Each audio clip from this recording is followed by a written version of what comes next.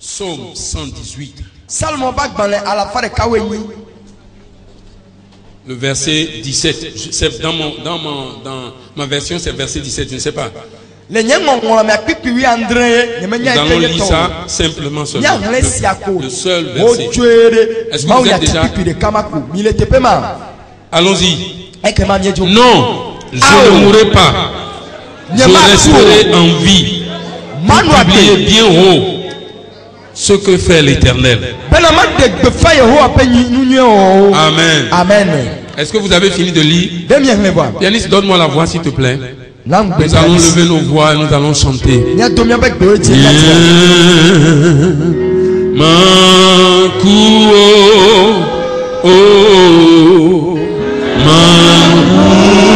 Chantez-le en confessant. Chantez en confessant s'il vous plaît.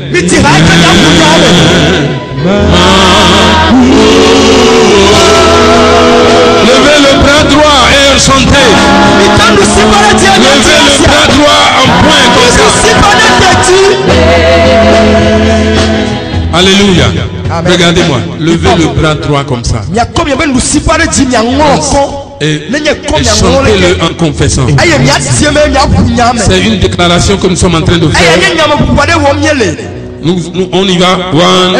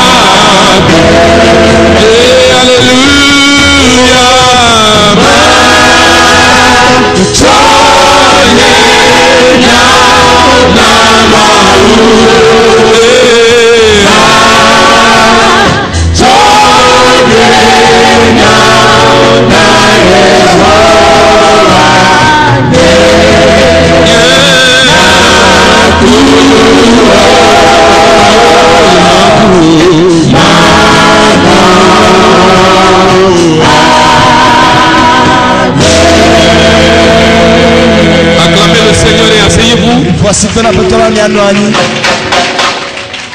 Tourne vers quelqu'un et dis-lui, tu ne mourras pas de leur mort. Ah, parle à quelqu'un, parle sérieusement. Dis-lui, tu ne mourras pas de leur mort. Alléluia. Amen. Mais tu vas vivre pour annoncer les œuvres de l'Éternel. Tu ne mourras pas. Dis à quelqu'un, moi je ne mourrai point. La mort n'est pas mon partage. Tourne vers quelqu'un, dis la mort prématurée n'est pas ton partage. Mais tu vivras. Alléluia. Amen. Voici le thème de ce matin. Et après nous allons prier. Alléluia. Amen. Et je voudrais vous dire que ce que ma fille Mimi a dit ici, c'est pas de la blague. C'est pour vous dire qu'elle n'est pas en train d'amplifier la chose.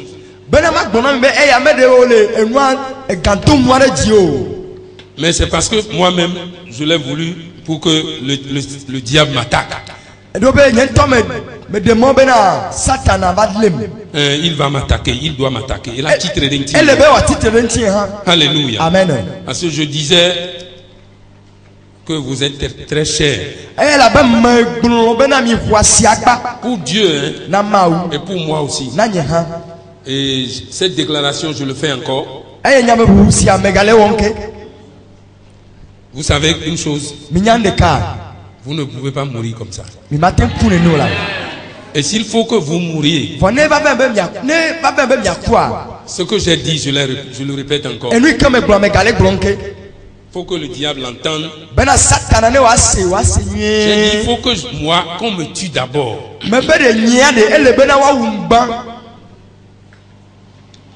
Avant de vous attaquer. Mais pour m'attaquer, il faut qu'il passe par le Seigneur Jésus.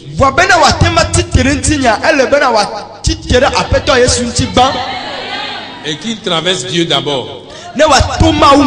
Alors je suis le troisième, sinon le quatrième. Énième. Le Saint-Esprit d'abord.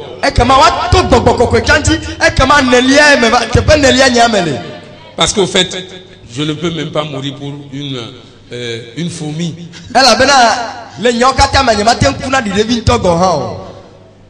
Mais c'est une déclaration. Nous allons lire dans Actes chapitre 23. Je lis du verset 12 au verset 22. Le lendemain matin, au petit jour, les Juifs formaient un complot. Ils firent le serment de ne rien manger ni boire avant d'avoir tué Paul.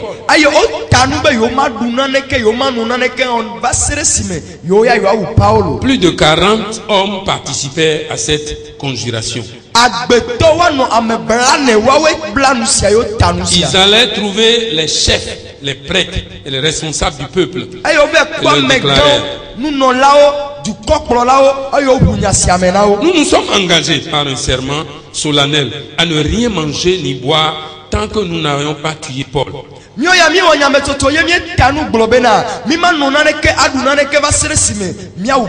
Maintenant, à vous d'agir maintenant. Avec l'appui du grand conseil,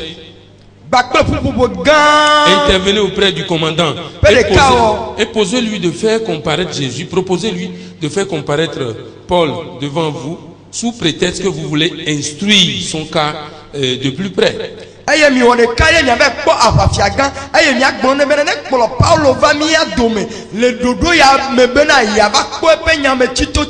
De notre côté, nous avons pris nos dispositions pour le supprimer avant qu'il n'arrive ici. Mais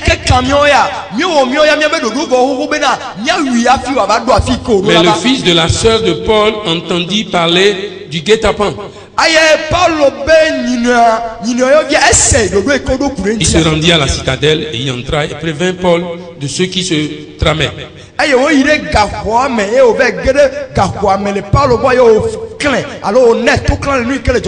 Paul fit appeler un officier de service et lui dit: conduis ce garçon auprès du commandant, je t'en prie, il a quelque chose à lui dire.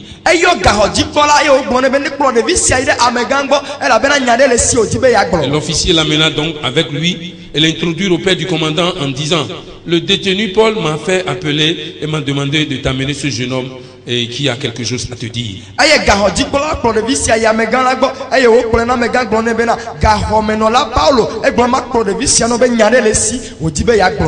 le commandant, prenant le garçon par la main, se retira avec lui à l'écart et lui demanda: qu'as-tu à me dire?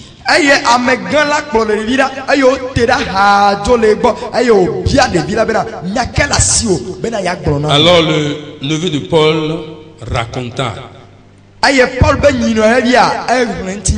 les Juifs ont convenu de te demander de leur amener Paul demain au grand conseil. Ils disent qu'ils veulent examiner son cas de plus près.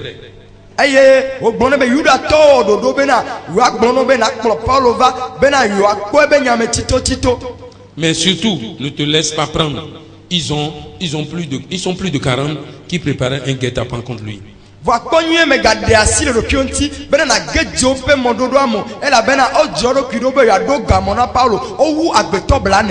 Ils ont juré de ne rien manger ni boire avant de l'avoir tué.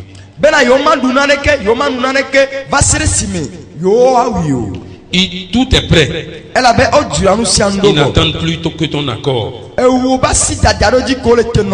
le commandant le laissa repartir, le garçon. Puis il lui fit d'abord cette recommandation: surtout ne va dire à personne que tu m'as prévenu de cette affaire. Que le Seigneur bénisse sa parole. J'ai quelques minutes seulement, je vais finir bientôt. Bon, nous savons tout ce qui se passe. Nous savons que l'ennemi veut frapper pour que les brebis se dispersent. Mais nous savons aussi que Jésus a enduré la croix.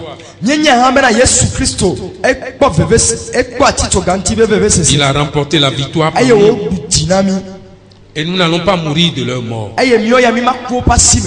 Donc c'est pourquoi ce matin la déclaration est que tu ne mourras pas de leur mort. C'est-à-dire ce qui se passe maintenant. C'est que comme dans la Bible, ce que nous venons de lire, je vais vous l'expliquer rapidement. Les gens ont décidé de tuer l'apôtre Paul. L'apôtre Paul, c'est l'un des apôtres les plus qui a plus travaillé. Il a implanté des églises. Il a écrit beaucoup d'épîtres. Et son épître est plus que même les autres apôtres. Les gens disent qu'il est le dernier. Et il est moindre. Lui-même il a dit qu'il est le moindre des apôtres. Mais vous voyez, l'ennemi savait que Dieu avait un plan pour apôtre. Il n'avait pas encore écrit les livres, mais l'ennemi savait qu'il avait un plan. Que Dieu avait un plan pour lui.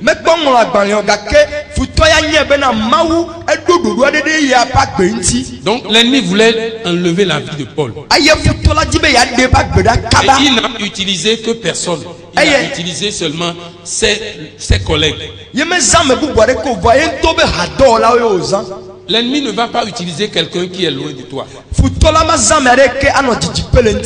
Mais regarde ici. C'est pour t'exciter à prier. Ce qui s'est passé, ce qui se passe, doit nous interpeller pour que nous puissions prier. Et comme les sœurs sont venues le dire, et les frères l'ont dit, nous voulons que la semaine qui s'annonce, que nous puissions, mais je ne serai pas là, prier. Vous ne voulez pas que je sois là.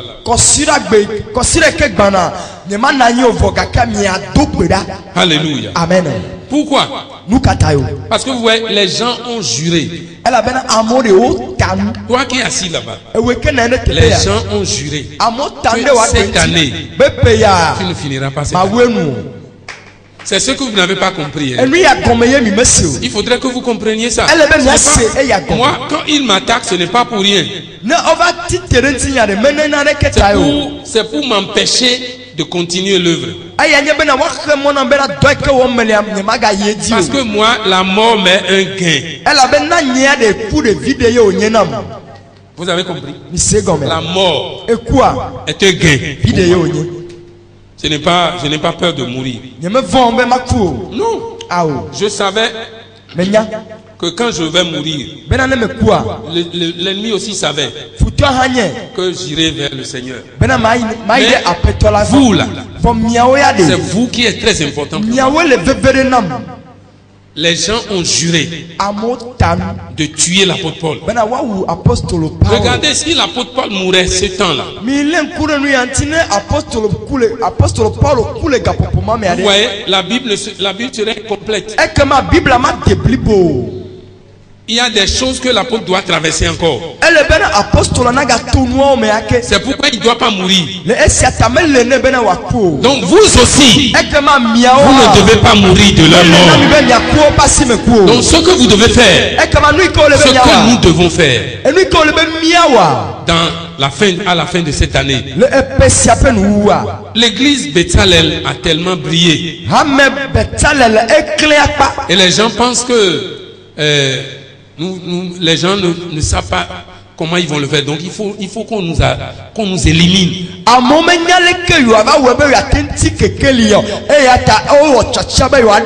Donc Betsalel, tu es important. Tout quelqu'un dit tu es important.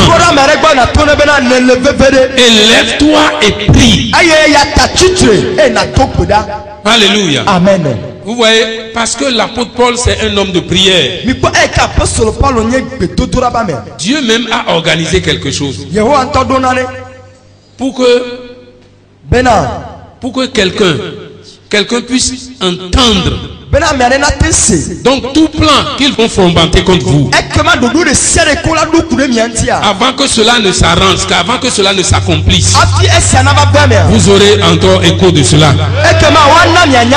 Vous aurez écho de cela. Pourquoi? Parce que le Seigneur, l'Esprit Saint, va œuvrer pour votre victoire. Donc ce que je voudrais vous demander, après avoir lu le texte, c'est pour que vous puissiez vous mettre dans la prière. Chaque fois que la mort se lève contre une église, c'est qu'il y a une promotion devant. Alléluia. Amen. Vous voyez, l'ennemi a voulu que nous tombions dans le péché. Il n'a pas trouvé. Il n'a pas trouvé les moyens.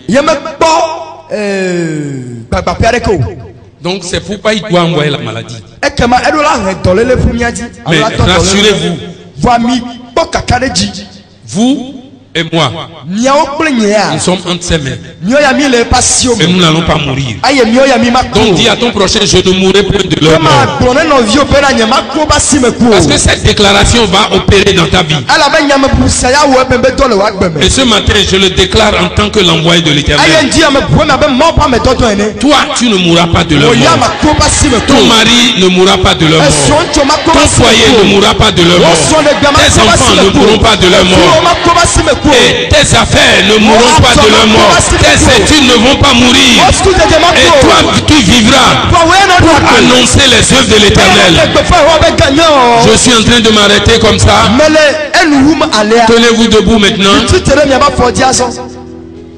Je voulais seulement vous le dire, que toute conspiration de l'Éternel contre vous, levez vos mains, n'aura pas lieu.